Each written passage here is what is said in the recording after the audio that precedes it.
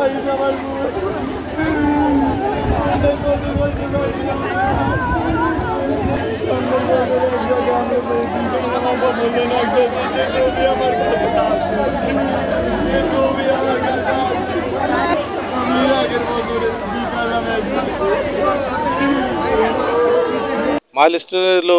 ছেলেটা 6-এ পড়ে, ওর গায়ে আবার পক্স বের হয়েছে 1 সপ্তাহ হলো।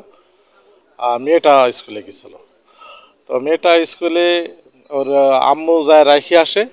আমার ওর স্কুলের ওই গাড়ি আছে, মানে ড্রাইভার সহ যায় রাখি আসে, আবার ছুটির সময় যায় আবার যায় নিয়ে আসে।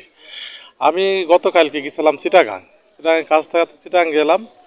তো আমি যখন মানে উপরে তার থাকে না, নেটওয়ার্ক থাকে না, আমি যখন নামছি তখন দেখছি আমার মেজো ভাইয়ের ছেলে ফোন দিছে। তো ওকে ব্যাক করলাম, ব্যাক করার পর বললো যে এরকম বিমান দুর্ঘটনা হয়েছে জমজমিদের স্কুলে মাইলস্টোনে, আপনি খোঁজ নেন। পরে আমি খোঁজ নিলাম, তারপরে আমার অফিসে ফোন দিলাম, আমার অফিসের লোকজন গেল। তারপরে ওরা ফোন করলো আমার যে জমজমরে পাওয়া গেছে, জমজমের আম্মুরে পাওয়া যেতেছে না। ওরা অনেকক্ষণ খুঁজছে। তারপরে আমি বললাম যে বিভিন্ন হাসপাতালে একভাবে ফোন দিয়ে বললাম যে তুমি অমুক হাসপাতালে যাও, আরেকজনকে বললাম আরেক হাসপাতালে যেতে। বলার পরে কেউ ওখানে পাইল না।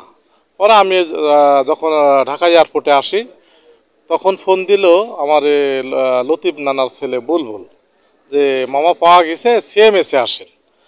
পরে যে আমি ওকে জিজ্ঞেস করলাম যে কি অবস্থায় আছে, তাহলে আপনি আসেন, ভালো আছে। আসলে তো কেউ তো বলতে চায় না যে মারা গেছে। পরে আমি এবার আমার অফিসে ফোন দিলাম যে আমি তো এয়ারপোর্টে নামছি, তো গাড়ি নিয়ে তোমরা আসো। ওরা আবার আল্লাহর কি কাজ, এয়ারপোর্টের সামনে ছিল, আমাকে এয়ারপোর্ট থেকে উঠায় নিয়ে গেলাম সিএমএসে। তারপরে মানে ভিতরে আর্মিরা বললো যে দেখেন আপনি। আমি দূর থেকেই দেখছি, যে আমি মানে কাপড় দেখে আর কি, পোশাক দেখেই চিনতে পারছি যে এটা আমার হয়। পরে ওখানে আর্মি প্লাস পুলিশ যৌথ কাজ করতেছিল। তো ওদের যে প্রক্রিয়া ছিল সেই প্রক্রিয়া কাজ টাজ করার পরে আমাদের 9:30টার দিকে লাশ হস্তান্তর করলো। আমরা লাশ নিতে গ্রামে চলে আসছি।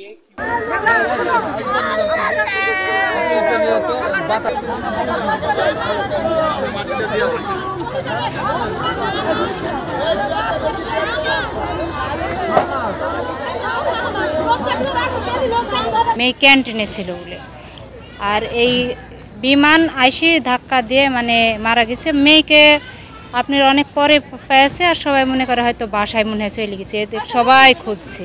মেয়েকেও খুঁজেছে, মেয়েকে পাইছে, কিন্তু ওর আম্মুকে পায়নি। পরে ওই ইয়াতে পাইছে, হসপিটালে পাইছে। যাই তাও চিনতে পারছে না। অনেকের কাছে সব জানা আছে যে এগুলো নাকি দেখো, সবাই দেখেছে, দেখি এটাই আমাদের।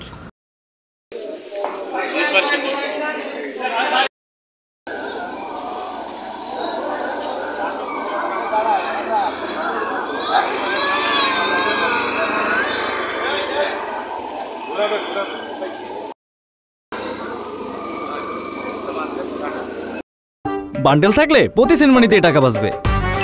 বিকাশ সেনমানি বান্ডেল কিনে জিতুন প্রতি লেনদেনে।